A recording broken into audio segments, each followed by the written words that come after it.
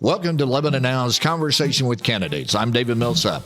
The purpose of our conversation is to give you, the voter, insight on local races for school board, city council, local and state and county offices. Our conversations with candidates allow you to hear directly from those seeking office in the April elections, and as time goes by, the August primary and the November general election. 4 candidates have filed for 3 open seats on the Lebanon R-3 school board. Charlie Darnell, Mary Russell are both incumbents.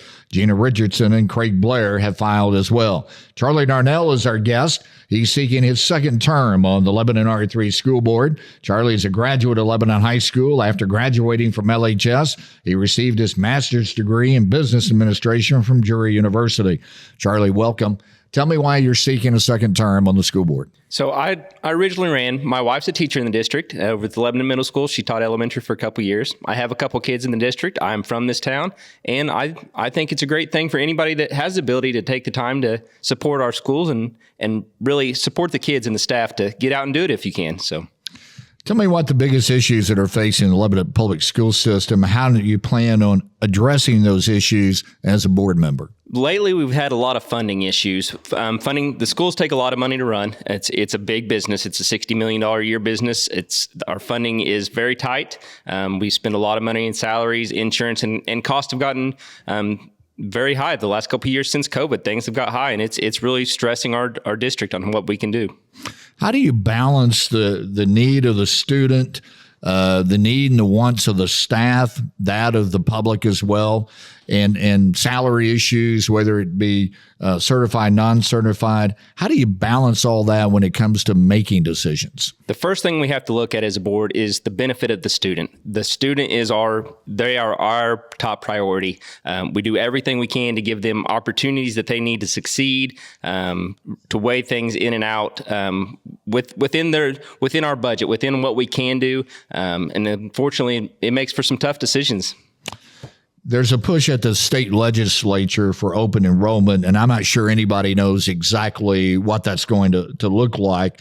But the general concept is allow parents to choose whatever district they want to send their child to, which I think most people look at that and say, well, that sounds right. I get to pick where my child fits in educationally. However, there's some drawbacks to that. What are your thoughts on open enrollment? Is it a threat to the Lebanon R-3 school system? And is that a concern for the board?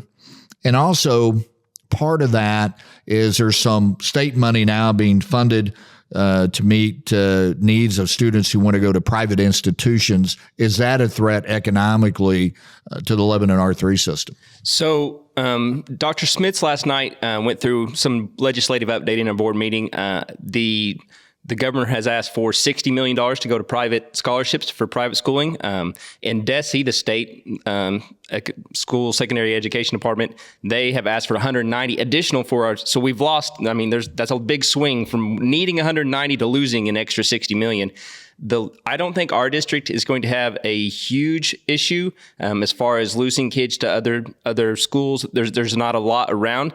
We get some students from Jolie Barber, Gasconade, some places like that. The funding issue, making sure the dollars stay with the kids as they go to the different district, that's going to be the main thing that the state legislature is going to have to really look at, making sure the funding goes with the students so the school that's educating them is getting compensated for that to make sure they can provide the resources they need.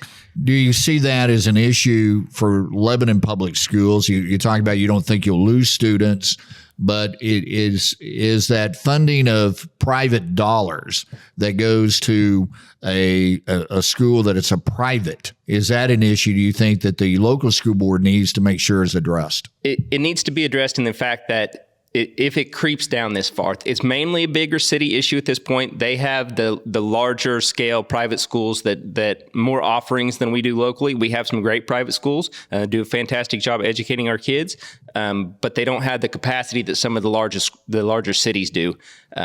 But it's a pretty slippery slope when you start walking down that road.